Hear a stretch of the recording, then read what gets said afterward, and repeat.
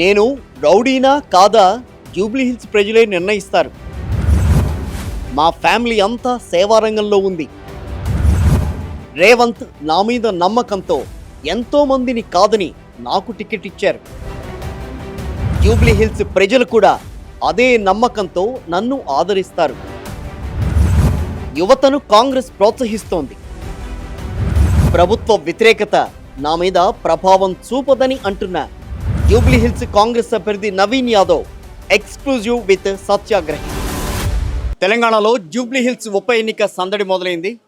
So మనం చూస్తున్నాం 3 ప్రధాన పార్టీలకి సంబంధించిన అభ్యర్థులు చాలా జోరుగా ప్రచారం చేస్తున్నారు. అధికార పార్టీకి సంబంధించిన Jubilee hills Congress party MLA అభ్యర్థి అయిన నవీన్ యాదవ్ గారు ప్రస్తుతం నాతో ఉన్నారు. ఆయనతో మాట్లాడదాం. సో జూబ్లీ హిల్స్కి ప్రత్యేకంగా ఆయన ఏం చేద్దాం అనుకుంటున్నారు, ఇక్కడి ప్రజలు ఆయన ఎంతవరకు నమ్మారు, ప్రస్తుతం ప్రచారంలో జోరుగా వెళ్తున్నారు కాబట్టి ప్రజల నుంచి రెస్పాన్స్ ఏ రకంగా ఉంది, ఇవన్నీ విషయాలు కూడా ఆయనతో మాట్లాడదాం. నవీన్ యాదవ్ గారు, first of all thank you very much for giving opportunity for Satyagrahi. ఎలా ఉంది ప్రచారం? చాలా బాగుందన్న. ప్రజల్లో వెళ్తూ ప్రచారం చేస్తూ ఉంటే చాలా వాళ్ళ హ్యాపీనెస్ చూసి మాకు కూడా చాలా సంతోషంగా భావిస్తూ ఉన్నాము, ఫీల్ అవుతున్నాం. కాంగ్రెస్ పైన బాగా నమ్మకం పెరిగింది. ఈ జూబ్లీ హిల్స్ నియోజకవర్గంలో అనేక అభివృద్ధి కార్యక్రమాలు కూడా చేయడం జరిగింది. ప్లస్ స్కీమ్స్ కూడా అందరికి చాలా అందుతూ ఉన్నాయి. వైట్ రేషన్ కార్డు, సన్న బియ్యం, ఇవన్నీ ఫ్రీ కరెంటు అండ్ సబ్సిడీ, ఇవన్నీ కూడా చాలా మేము క్యాంపెయిన్లో పోతున్నప్పుడు మహిళలందరూ చెప్పడం, మా కళ్ళ ముందు 20 ఏళ్ళు 30 ఏళ్ళు కానీ అభివృద్ధి జరుగుతుంది, మీరు ధైర్యంగా ఉండండి, ఇప్పుడు గెలిపించుకునే బాధ్యత అని చెప్పే ప్రజలను చూస్తుంటే చాలా హ్యాపీగా ఫీల్ అవుతుంది. అంటే గతంలో అభివృద్ధి జరగలేదు, మీరు వస్తే అభివృద్ధి చేస్తానని చెప్పి మీరు చెప్తున్నారు. కానీ అటు బీఆర్ఎస్ గతంలో మేము అభివృద్ధి చేసామని చెప్పి, అంటే 3 టర్మ్స్ ఆయన కూడా మాగంటి గోపీనాథ్ ఉన్నారు కాబట్టి నాకు వాళ్ళకి తేడా ఉందని చెప్పి ఏ రకంగా చెప్పగలుగుతున్నారు వాళ్ళకి? ఒకవేళ వాళ్ళ అభివృద్ధి చేసి ఉంటే వాళ్ళ అభివృద్ధి మీద మాట్లాడి జనాలను ఓట్లు అడగమని తప్పులేదు. రైట్, అది జనరల్ బడ్జెట్ కింద కామన్ ఎవ్రీ ఇయర్ వచ్చే 5 crores బడ్జెట్లో అక్కడక్కడ చేసి ఉండొచ్చు. కానీ 30 సంవత్సరాలు కాని అభివృద్ధి 3 నెలల్లో రేవంత్ అన్న ప్రత్యేక దృష్టి పెట్టి 3 మంత్రులను అపాయింట్ చేసి ఈ ప్రాంతంలో ఉన్నటువంటి ఓల్డ్ డ్రైనేజ్ సిస్టమ్స్ రివిజన్స్ కానివ్వండి, సీసీ రోడ్స్ డెవలప్మెంట్ కానీ, ఈ ప్రాంత సమస్యలన్నీ కూడా శాశ్వత పరిష్కారం చేసే విధంగా కాంగ్రెస్ పార్టీ పెద్దలు 3 నెలలు కష్టపడుతూ 150 కోట్ల రూపాయల డెవలప్మెంట్ యాక్టివిటీస్కి శాంక్షన్ చేయించడం, టెండర్లు అవ్వడం, వర్క్ కూడా జరగడం చాలా సంతోషంగా ఉన్నారు. ఇంత డెవలప్మెంట్ యాక్టివిటీ ఎప్పుడు కూడా జరగలేదు. గత 10 సంవత్సరాలుగా ఒకవేళ బీఆర్ఎస్ చేసినటువంటి అభివృద్ధి ఏమన్నా ఉంటే అడిగి ఓట్లు అడగమండి, అభ్యంతరం లేదు. అవి అడగకుండా కాంగ్రెస్ పార్టీని డ్యామేజ్ చేయాలి, నవీన్ యాదవ్ని వ్యక్తిగతంగా డ్యామేజ్ చేయాలనుకుంటే అది పొరపాటు. అండ్ వాళ్ళు సింపతి మీద ఓట్లు అడగడం జనాలకి తెలుసు.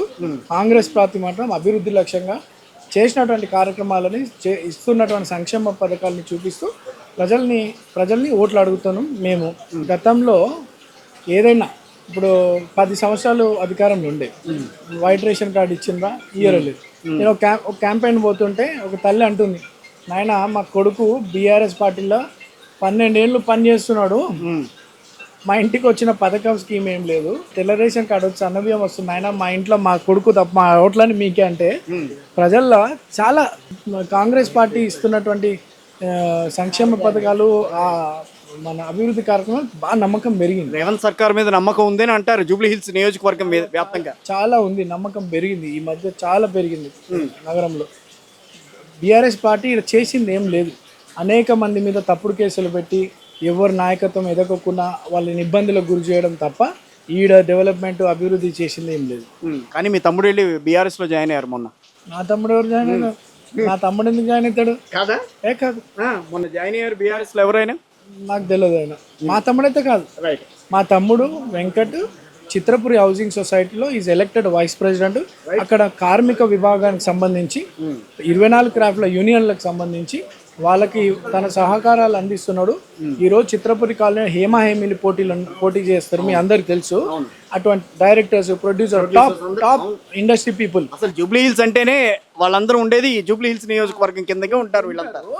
చిత్రపురి సొసైటీలో ఆ చిత్రపురి ఎన్నికల్లో ఉన్నటువంటి ఇండస్ట్రీలో top producers, directors, cinema field సంబంధించిన వాళ్ళు ఎలక్షన్ పోటీ చేస్తారు అక్కడ. మాకు మా తండ్రి గారు గత 30 సంవత్సరాలుగా సినీ పరిశ్రమకి సినీ కార్మికులకి వాళ్ళ సమస్యలు పరిష్కరిస్తూ ఒక పెద్దన్న లెక్క ఒక పెద్ద ప్రేమ అనుబంధం ఉంది. అటువంటిది వాళ్ళు స్వచ్ఛందంగా ఆ యూనియన్స్ అన్ని కూడా మా ఇంటి నుండి అభ్యర్థి కావాలని చెప్పి 10 సంవత్సరాల క్రితం మా తమ్ముడిని చిత్రపురి కాలనీలో వాళ్ళే తీసుకెళ్లి పోటీ చేయించి గెలిపించుకున్నారు. ఈరోజు మా తమ్ముడు చిత్రపురి సొసైటీలో ఎలక్టెడ్ వైస్ ప్రెసిడెంట్గా ఉండి ఆ కార్మిక విభాగానికి సంబంధించినటువంటి సేవ అతను అందిస్తూ ఉన్నాడు. మా తమ్ముడు మాత్రం ఏం జాయిన్ కాలేదు. నా ఫ్యామిలీ కాదు, ఉన్న ఫ్యామిలీలు అంతా నాతో పాటు ఉన్నారు. అండ్ మా ఫ్యామిలీ అంతా కూడా ప్రచారంలో వివిధ ప్రాంతాల్లో తిరుగుతాం. నవీన్ యాదవ్ గారికి యూత్ నుంచి మంచి ఫాలోయింగ్ ఉంది యూత్లో. సో ఆ అభిమానం ఎలా సాధించుకోగలిగారు అని అంటే ఏం చెప్తారు? అంటే ఒకటి, నేను చిన్న వయసులో నేను బేసికలీ ఆర్కిటెక్ట్ అండి. నా ఫీల్డ్లో నేను ఈరోజు నా ఫీల్డ్ కంటిన్యూ చేసి నేను ఒక సంతకం పెడితే కోట్ల రూపాయలు సంపాదించుకున్నట్టు ఒక జస్ట్ ఆన్ ఒక సిగ్నేచర్ ఒక ప్రాజెక్ట్ మీద సంతకం పెడితే కోట్ల రూపాయలు. ఎంత సంపాదించారేంటి? నేను అదే చెప్తున్నా, నేను సంపాదించుకునేటోని. నేను ఆర్కిటెక్చర్ ప్రొఫెషన్ కంటిన్యూ చేస్తూ ప్రాజెక్ట్స్లో ఉంటే అది వేరే. నా తండ్రి కోరిక మేరకు, నా కుటుంబం కోరిక మేరకు ఇవన్నీ పక్కన పెట్టి నిరంతరం 20 సంవత్సరాలుగా ప్రజల్లో ఉంటూ నాకు తోచినంత సహాయం వాళ్ళకి అండగా ఉంటున్నా, సహాయం చేస్తున్నా. నాకు ఎంఐఎం అవకాశం ఇచ్చింది గతంలో 29 ఏళ్ళ వయసులో ఉన్నప్పుడు. అప్పుడు మాకు పెద్ద ఎత్తున నాకు స్వాగతం ఇచ్చారు ప్రజలు. 2nd ప్లేస్ వచ్చిన నేను. అంటే ప్రజల్లో మా నాయకత్వం మీద నమ్మకం ఉంది అనే ఒక భావన మాకు ఉండే. నాకు అవకాశాలు వచ్చినా రాకపోయినా నేను పబ్లిక్లో ఉంటూ కష్టపడుతున్నా. And at the same time యూత్ని అంతా కూడా వివిధ కార్యక్రమాలు వాళ్ళు చేస్తున్నటువంటి స్పోర్ట్స్ యాక్టివిటీస్ కావచ్చు, ఫెస్టివల్కి సంబంధించిన అన్నిటికీ నేను ఒక బ్రదర్గా నేను వాళ్ళకి సపోర్ట్గా ఉంటా.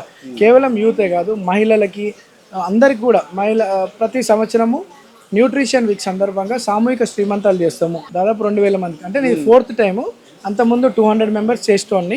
అది న్యూట్రిషన్ వీక్ సెప్టెంబర్ 1 to 7 పౌష్టిక ఆహార దినోత్సవాలు అనమాట. ఆ రోజులలో గవర్నమెంట్ ఈ ప్రెగ్నెంట్ ఉమెన్కి ఒక అవేర్నెస్ ప్రోగ్రామ్, అంటే తల్లి ఆరోగ్యంగా ఉండాలి, పుట్టబోయే పిల్లలు ఆరోగ్యంగా ఉండాలని అవేర్నెస్ ప్రోగ్రామ్స్ చేస్తూ ఎవరైతే పేదవారు రోజు కూలి పని 4 పని చేసుకునే పేదవారు శ్రీమంతాలు చేసుకోలేనటువంటి వారికి ప్రభుత్వం శ్రీమంత కార్యక్రమాలు చేపట్టాలా. సరే, మా దృష్టికి వచ్చింది. మేము మా ఆర్గనైజేషన్ తరఫున ప్రతి సంవత్సరం వాళ్ళకి శ్రీమంతాలు చేస్తాం. ఈసారి పెద్ద ఎత్తున మా నియోజకవర్గ తోడ్పుట్ ఆడపడుచులందరికీ కూడా శ్రీమంత కార్యక్రమం ప్రెగ్నెంట్ ఉమెన్ అందరికి కూడా చేస్తాం. చాలా సంతోషంగా ఫీల్ అయినారు. అది మంచి ప్రోగ్రామ్. ఇటువంటి యాక్టివిటీస్ అన్ని కూడా చేస్తూ ఉన్నాను. ప్రజల్లో నవీన్ యాదవ్ నిస్వార్థపగా ప్రజాసేవ చేస్తున్నాను ఒక భావన. చిన్నప్పుడు 10th ఇంటర్ చేసిన వాళ్ళు ఈరోజు నాకు అందరు కూడా నాకు పెద్ద యువ బలంగా ఏర్పడ్డారు. మహిళలు కూడా నేను చేసినటువంటి కార్యక్రమాలకి మా తమ్ముడు సొంత ఇంటి వాడిలా వాళ్ళు కూడా నన్ను ఆదరిస్తూ ఉన్నారు. సీనియర్ సిటిజన్స్ పెద్దవాళ్ళందరూ కూడా నా తండ్రితో ఉన్నటువంటి సంబంధాలందరూ కూడా ఉన్నాయి కాబట్టి వాళ్ళందరూ కూడా మన కుటుంబ సభ్యుడు పిల్లోడు అన్నట్టు ఒక భావంతో వీళ్ళు అన్ని వర్గాల వాళ్ళు మాకు మద్దతు పలుకుతారు. అవసరమైన వారికి డబ్బు సాయం, మాట సాయం అన్నీ కూడా మీ నుంచి వస్తూ ఉంటాయి ఎప్పుడు. సో ఇప్పుడు ఎలక్షన్స్లో పోటీ చేస్తున్నప్పుడు అలాంటివి ఏమైనా మీకు ఎదురైతే ఏంటి వాళ్ళకి ఇచ్చే సమాధానం ఏంటి? ఏ రకంగా మాట్లాడుతున్నారు వాళ్ళతో?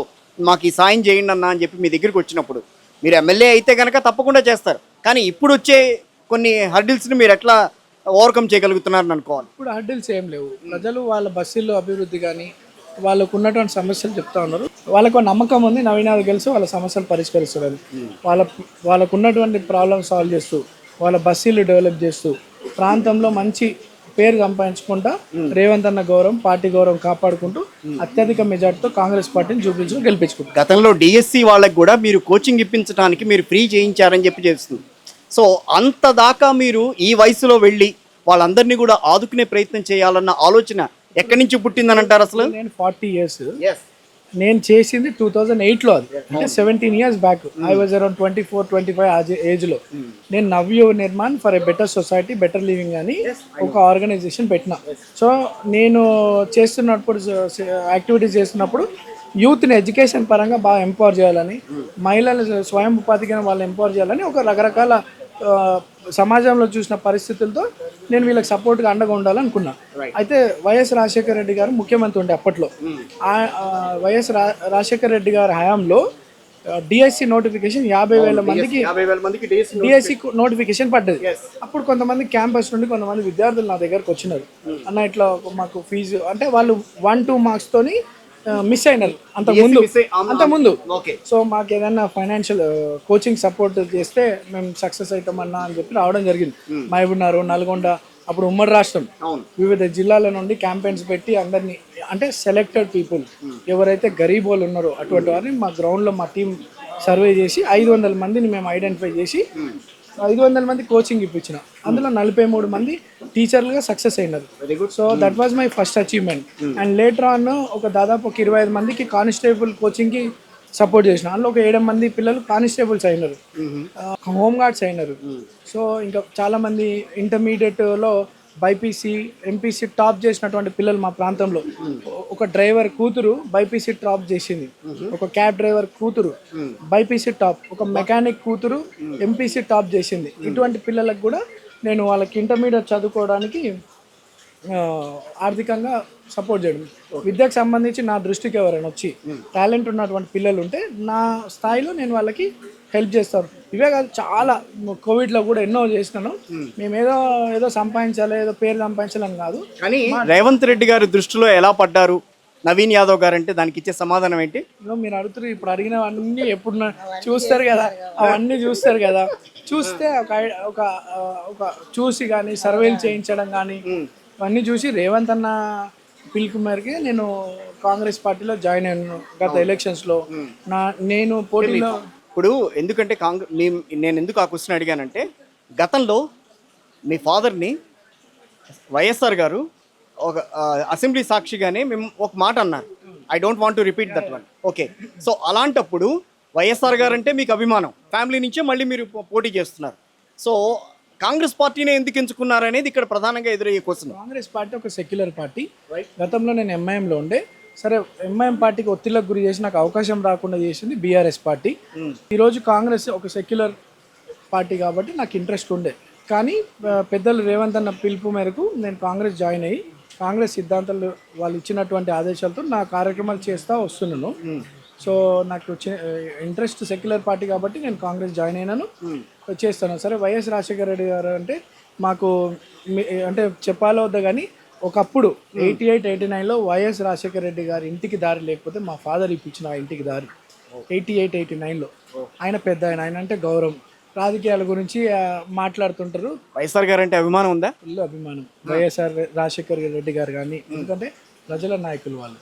పి జనార్దన్ రెడ్డి గారు కానీ, చంద్రబాబు నాయుడు గారు కానీ, గతంలో పరిపాలించిన నాయకులు, ప్రజల గురించి ఆలోచించిన నాయకులకు మేము అభిమానులుగా ఉంటాం.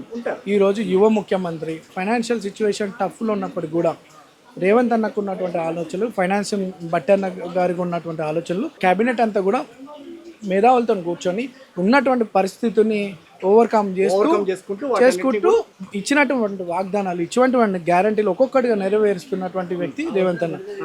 ఒకవేళ మాకే అధిక బడ్జెట్ అనుకుంటే ఇంకా ఎన్నో పథకాలు పెడతారు. అండ్ డెఫినెట్లీ పబ్లిక్ నమ్మకం ఉంది. ఏమీ లేనప్పుడే రేవంత్ అన్న ఇంత కష్టపడి ఇన్ని పథకాలు అభివృద్ధి కార్యక్రమాలు చేస్తూ ఉన్నాడు. ఇటువంటి వ్యక్తిని మనం గెలిపించుకుంటే భవిష్యత్తు బాగుంటుందని జనాలు అనుకుంటా ఉన్నారండి. కానీ రేవంత్ సర్కార్కి ప్రస్తుతం ఎదురవుతున్న సమస్యలు ఏంటనంటే ప్రభుత్వ వ్యతిరేకత కొంత కనిపిస్తోంది. అది ఇప్పుడు నవీన్ యాదవ్ గారి ఎన్నికల్లో కనిపించే అవకాశం ఉంటుందా అని చెప్పి కాంగ్రెస్ పార్టీకి సంబంధించిన కొంతమంది నేతలు కొంచెం బాధపడుతున్నారు, కొంచెం ఆందోళన ఫీల్ అవుతున్నారు. ఏం చెప్తారు ఆ విషయంలో? వ్యతిరేకత ఏం లేదు.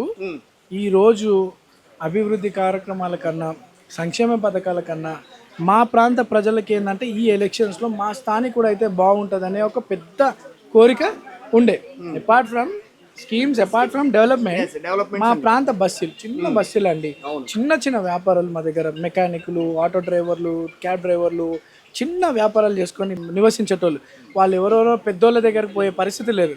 మా కుటుంబం 40 ఏళ్ళగా ఉన్నటువంటి మా పిల్లోడికి అవకాశం వచ్చింది. పార్టీ మీద ఉన్న గౌరవం, పార్టీ ప్రజల ఒక అభిప్రాయం మేరకు నవీన్కి ఇచ్చినటువంటి అవకాశం, ఇవన్నీ కూడా కలిసి కాంగ్రెస్ పార్టీని గెలిపించబోతుంది. దివంగత మాగంటి గోపీనాథ్ గారికి 3 సార్లు అవకాశం ఇచ్చారు. ఆయన ఇక్కడ చేశారని చెప్పి ఆయన చూపించారు మొన్నటి వరకు. ఇప్పుడు ప్రస్తుతం మాగంటి సునీత గారు కూడా ప్రచారం చేసుకుంటూ వెళ్తున్నారు, ఆవిడ కూడా. సో వాళ్ళని కాదని ధీటుగా నేను ప్రచారం చేస్తున్నాను అని మీరు ఏ రకంగా భావిస్తారు? గోపీనాథ్ గారు 3 సార్లు అవకాశం వచ్చిందంటే ప్రత్యర్థి నవీన్ యాదవ్ గారు లేకపోవడం. ఆ టైంలో నేను 2014లోనే ఎంఐఎం పార్టీ నుండి పోటీ చేసి ఆ రోజు టీడీపీ బీజేపీ అలయన్స్లో గోపీనాథ్ గారు పోటీ చేయడము, అదే సమయంలో రాష్ట్రం విడిపోవడము, కొద్దిగా ఈ ప్రాంత ప్రజలంతా సెటిలర్స్ అందరూ కూడా కొద్దిగా కోపంగా ఉండడం. సో ఆ వేరియస్ ఫ్యాక్టర్స్ వల్ల ఆ రోజు నాకు 2nd ప్లేస్ వచ్చింది. తర్వాత వీళ్ళే బీఆర్ఎస్ వాళ్ళే నవీన్ యాదవ్ ఒక బీసీ వర్గానికి సంబంధించిన వాడు, సిటీలో ఒక బలమైన కుటుంబము. నవీన్ యాదవ్ ఎదిగితే భవిష్యత్తులో ఇబ్బంది అవుతుందేమో అని నా మీద అనేక కుట్రలు పని నాకు బీఫామ్ రాకుండా చేశారు. ఈ మొన్న ఎన్నికల్లో కూడా మీకు ఉద్దండులంతా కూడా వ్యతిరేకించారు. వాళ్ళందరినీ కాదని మీరు ఎట్లా నెట్టుకు రాగలిగారు? ఇది ఈ ఎలక్షన్ దైవ నిర్ణయం. ఇది అంతేనా? ఇది నవీన్ యాదవ్ కోసము ఈ మా ప్రాంత ప్రజల కోరిక మేరకు వచ్చినటువంటి ఎలక్షన్ ఇది. ఇప్పటికీ టగ్ ఆఫ్ వార్ నడుస్తుందట మీకును సునీత గారికి మధ్యన. ఇంకో వారం రోజులు చూస్తారు, బీఆర్ఎస్ లో ఉన్నటువంటి క్యాడర్ ఎవరు కూడా ఉండరు. అందరు కూడా నవీన్ యాదవ్ గెలుపు కోరికే కృషి చేస్తున్నారు.